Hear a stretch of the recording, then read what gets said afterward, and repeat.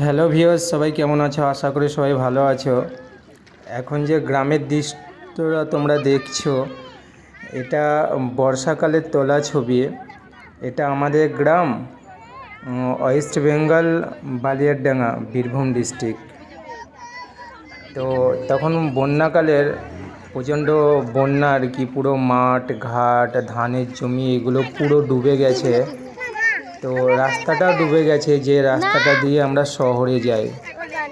তো পরিস্থিতি খুবই খারাপ, মানে নিচু নিচু যে গ্রামে বাড়িঘরগুলো ছিল সেগুলো মিনিমাম ডুবে গেছে।